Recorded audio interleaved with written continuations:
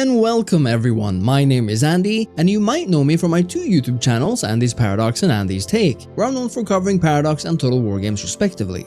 Today, I'm collaborating with Paradox to complete our exploration of the Ascension Paths in the Machine Age DLC, which you embark on through the Synthetic Age Ascension perk, as long as you're playing as a machine civilization. So far, we have explored both the Nanotech and Modularity Ascension Paths, where the former allowed us to build a swarm-like armada of nanite-based ships, and where the latter enabled our machine species to punch through the barriers of space in order to create a more adaptable and technologically sound civilization.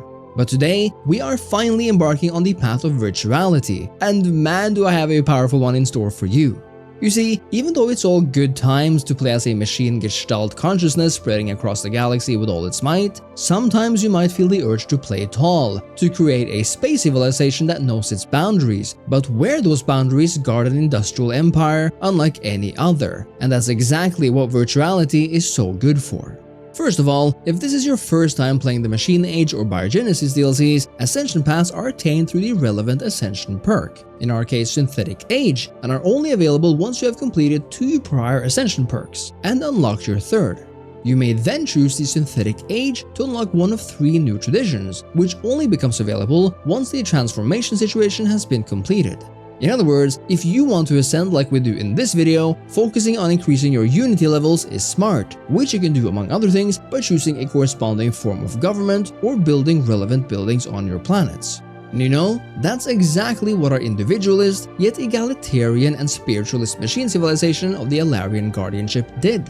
Beginning their interstellar life on a shattered ring world, their foundations were solid. They knew that in order to truly ascend, they would need to bring the people together and create a new society befitting of their defensive union. By erecting temple after temple, enacting new and fitting laws, engineering the marketplace of ideas and sharing in spirituality, they fostered new ways of being. Trade began to flourish on the now bustling ring, and industry begot prosperity.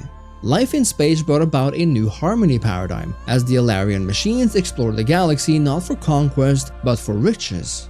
You see, they made a point not to colonize more worlds that they could manage. After all, as a sovereign guardianship, they simply did not value a true colonial administration, meaning that every new planet would lead to new heavy burdens on the system.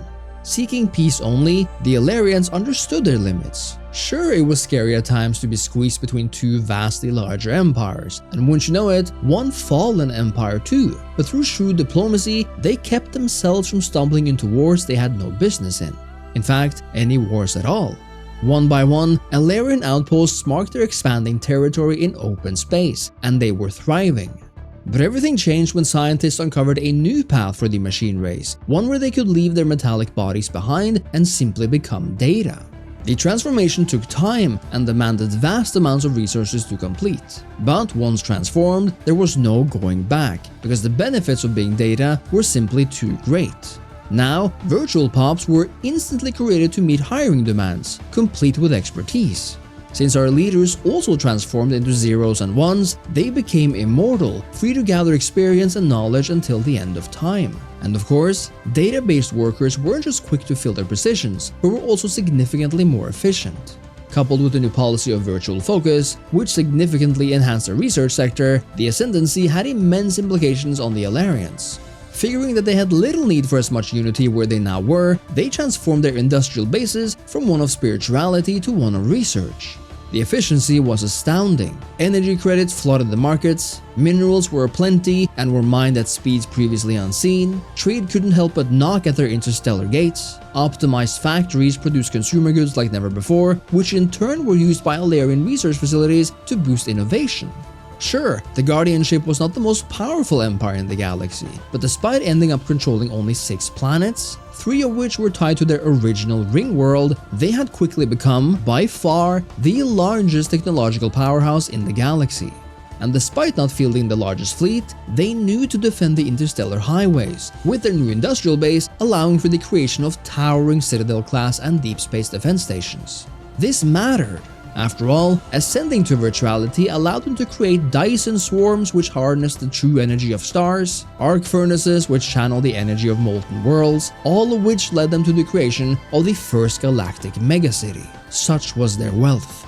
Virtuality had taken the Alarian Guardianship not from small beginnings to galaxy-spanning imperiality, but from a tightly knit spiritual flog to a scientific, industrial, and defensive juggernaut, one which, despite remaining modest in size, became the undisputed leader of the galactic community. Talk about punching above your weight. The Ascension Path of Virtuality is absolutely awesome, and if you're looking for a particularly fun playthrough for this playstyle, I can't recommend playing tall enough. With Virtuality, we have now experienced parts of what every Ascension Path in the Machine Age and Biogenesis DLCs have to offer, but of course, there is literally an infinite amount of ways to go about them. Which path is your favorite, and are there some you have yet to try? It has been a pleasure being your Ascension guide, so thank you so much for watching, and make sure to subscribe to this channel for all things Stellaris. On behalf of Paradox Interactive, I am Andy from Andy's Paradox, and I'll see you next time, somewhere out there among the stars. Cheers!